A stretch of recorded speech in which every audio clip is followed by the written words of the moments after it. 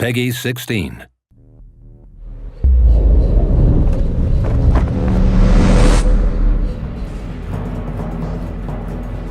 Our Dracula is very different to the Draculas that we've seen before in other forms of literature or in movies and things like that. He's not a kind of quintessential evil guy. It's a tale about someone that doing good ends up being evil. It's not black and white, it's very much shades of grey. We showed the journey of Gabriel in the first game, from light to darkness, and in this game we go from dark to very, very dark, and it's a much more crueler tale, a much darker tale. And I think that following a character that you can identify with is really important.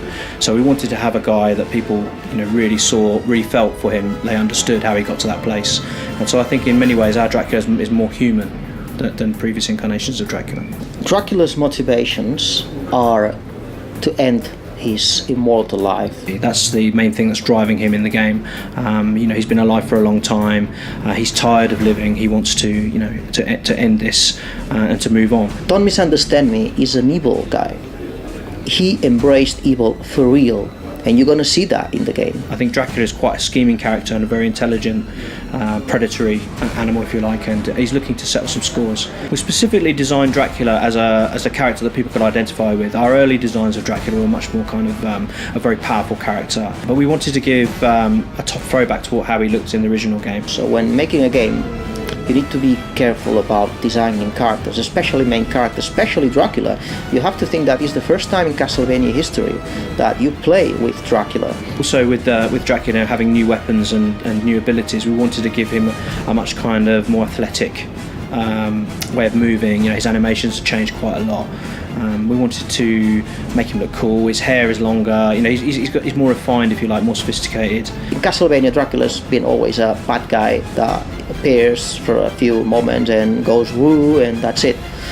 We wanted to build a real character with emotions, with contradictions from day one. So pretty much Gabriel was our Dracula from day one. Did they tell you that blood would fight against blood for all eternity?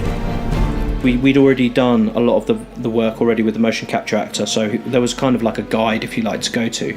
And I think that what Robert's brought to the role is he's made Dracula really dangerous, and you can sense the evil, you can sense the kind of predatory nature of the character that wasn't there before, and I think it really comes across. And that's something he was very certain that he wanted to do on the voiceover section, because we kind of wanted him to imitate what the other actor had done.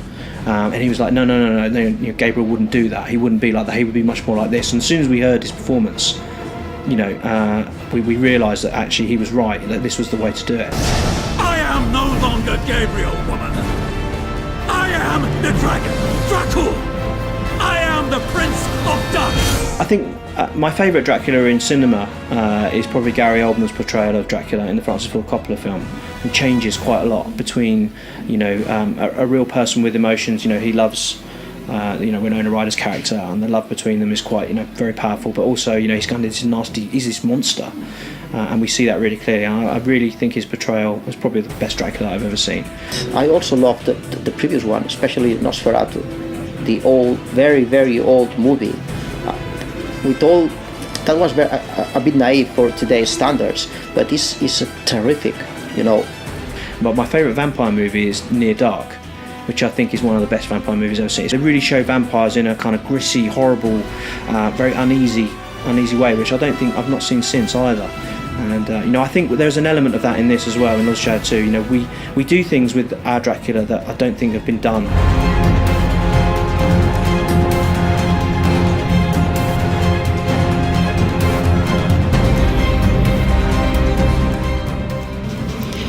So I hope that's given you a deeper insight into our Dracula from Castlevania Lords of Shadow 2. If there's anything else you'd like to know, please send in your questions to the Twitter account address displayed on the screen, and I will answer them on behalf of Dave in a response video coming up soon.